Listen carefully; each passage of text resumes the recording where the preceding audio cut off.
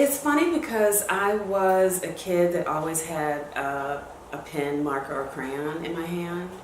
I don't ever remember not drawing. My first studio was the bathroom of my house. So I grew up in DC. I grew up in like a townhouse, and our bathroom had a skylight in it. And I would sit in the bathroom, and I remember it had like a shag carpet, so I would sit behind the door and I would just sit and think. And then I would go under the cabinet and get like Comet and peroxide and like everything I could think of, and I would mix all these things up and just see what they did. But I did it a lot. Like, I think to myself, what was my mother thinking that I was like hours and hours in the bathroom? But that was definitely the way that I entertained myself, and between that and drawing and stuff. I didn't have like imagination for dolls and stuff like that. Really kind of left me cold. In fact, I remember dissecting the dolls and breaking up the Barbies to see how they worked. So yeah, that was, and then my parents picked up on it and then put me in art classes like right away. So taking art classes like outside of my school curriculum forever. Graduated from high school, went to school to study criminal justice because I was like obsessed with Charles Manson and the whys of all that stuff. Once I decided, after 2 years of school in criminal justice, I took art classes, but I was a full-time, I worked in HR for a big corporation, and it was soul crushing for me. And I just remember I had to be like 25, and I had this fancy job, and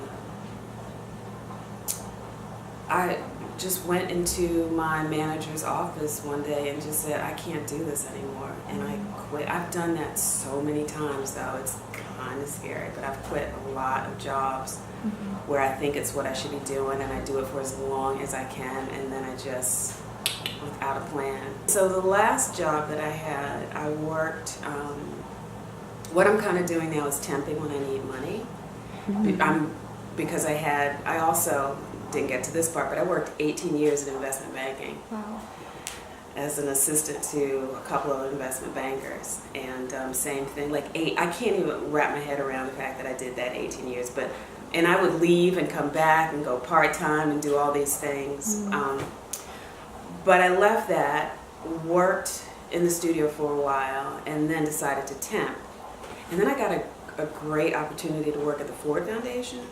And so I was hired to do a 2-week assignment, and I was there for 2 years. I loved it. They liked me. Even though I was sitting in a desk, it was, in banking, they were taking money from people, and in this foundation, they were giving money, so it was very different. But they had just acquired this crazy art collection, and they took out all the dead white guys and filled it with contemporary art that would just make you gasp. And so every day, at first I was like, oh, I'm so fortunate, I get to go and see all of this beautiful work. And then they hung a Rauschenberg by my desk, and it was dealing with newspaper clippings and stuff, which was work that I was just starting to do. And every time I saw this piece, like, I would tear, like I would get so upset, because I'm like, this thing is talking to me, and I can't get to my studio to work, and it's killing me. I quit because I thought, I have to figure out how to make work. I wish I was more responsible, but because it doesn't feel hugely responsible, but I can't deny it. And I was thinking that because there's so many artists, that they must be teaching something in school that shows you how to sustain that career. And it seems like the younger artists that I meet do have kind of a grasp on making it a career. I'm struggling with that like every day, like how to parlay this into something that, you know, I can survive off of. I've got a wonderful network of women artists, and we really support each other. But there's not one of them that doesn't have another hustle.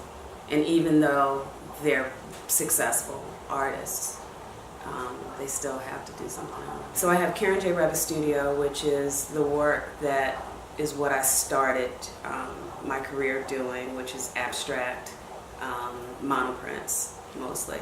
I don't paint much anymore. Printmaking is kind of my jam. A dear friend of mine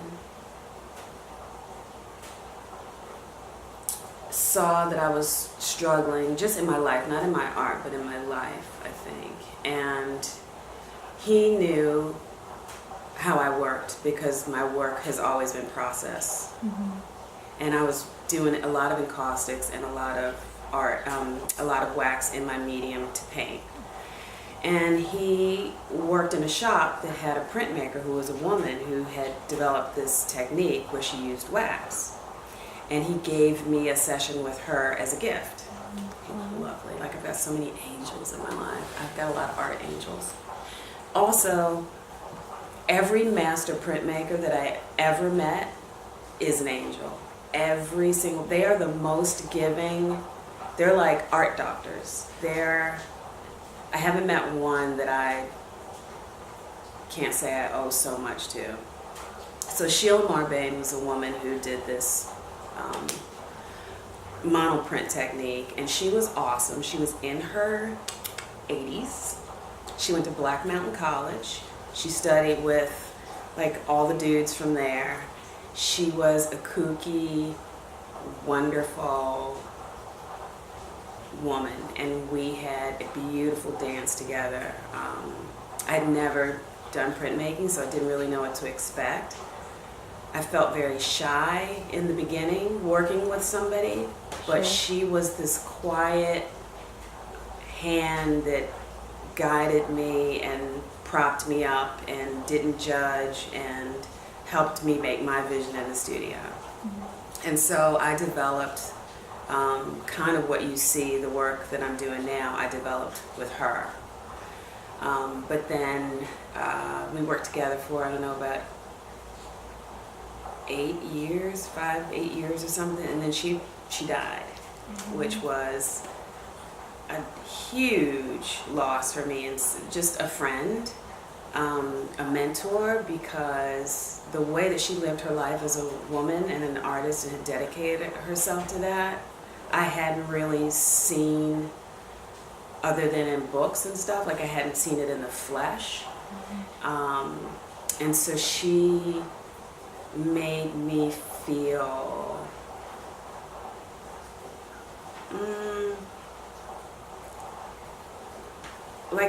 like what I was doing was worth something, and I don't know, she just gave me, she validated kind of what I was doing and gave me a vision of where to go. So when she died, she kept wanting to teach me her technique. I never wanted to learn it because I never wanted to do it without her. And then when she died, I couldn't do it on my own. So I tried a million things, and many stories that I won't bore you with led me to another printmaker. Her name is Kathy Caraccio, and she does a different technique, and her style is way different than Sheila's style of just being, but I love her dearly. She has saved me because now I have a whole other way to work. And she, again, is someone in her 70s, and I look and I think, when I am 70, I want to be her. Anybody that goes into her studio never leaves without something. If it's a postcard to something, if it's a ticket to something, if it's a piece of artwork, She's just the most giving person like I've ever met. And so she's in my life now. So that is the Karen J. Revis studio stuff. So then when Trump got elected, or maybe it was before that, I really started to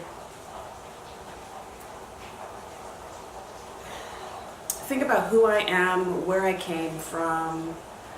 That instantly led me to race, color, community. I also think am I 50? I'll be 56 in December, and I think once you become a certain age, you start to look back a little bit. And I was really looking back at where I came from, what my childhood was like. So growing up in DC, I grew up in a 100% black community. I went to all black schools, and it was lovely. Like, you know, I came from a lovely community and a very large family. And so I wanted to start to look at that work, because I was kind of thinking about who are heroes in the black community and what's it like to grow up now. And that's what my work's about, like kind of looking at the icons then, looking at pop culture from then, and also working with images that already exist and then changing them. So one brand is called Karen J. Revis Studio, and then the other is called Revisionary Prints, and because my last name is Revis, and it is, you know, revising, looking at things and making them new again is what that work's about. I am learning a little more, or a lot more, about heroes and people that I was familiar with growing up, but also images. Like I've become so organized in my computer. Like I'm looking for, because some of the people that I'm interested in working with, they have very familiar images that everybody knows. So I'm looking for images that you don't really see that much of these people. You know? I'm doing a lot of work with a lot of the Black Panthers. And I like that because a lot of the images that you see of the Black Panthers are either mugshots, or they were portrayed negatively in the media. They look like these badasses, which they were. But then, you know, like this picture I'm working up, that's Angela Davis. She's a little girl, you know? The first images that I used were family images. So my dad was the 7th boy, 11th child. So he had 11 siblings that had kids, and then he grew up in North Carolina. His first cousins, which were really, really close, there were like 6 of them, and they had a ton of kids. And so I've got this crazy, awesome, big family. So when I started working with those, and I was taking photographs that I had of like my great-great-grandmother, my dad, and stuff, and making them huge, like making them a little bigger than life size. And because my press is that little teeny thing, I was doing them a tile at a time and building these things. I cried like the whole time working on it, that image, for some reason. Like I don't, and I didn't really expect it to be really emotional. I just thought, oh, you know, I love this picture, I just kind of want to work with it. But seeing a picture this big with my grandparents, my great-grandmother and my grandmother that I'd never met, having them life-size, and then all of a sudden thinking, what was it like having 11 children live and possibly 5 miscarriages, and, you know, work at a farm and being an immigrant, I guess, you know, not being from here, what kind of racism things they had to suffer in the South. And I don't know, I just became familiar in a very different way with my family. Sure. And I feel like it's kind of happening. I mean, these pieces aren't large, but I'm looking, like I know Angela Davis's face so well right now. I'm having conversations with them all the time. And I also have this responsibility to show them I'm going to say it, I like beauty. I love beautiful art, and I want it to be political, but I want them to be as beautiful as possible. I want them to be special.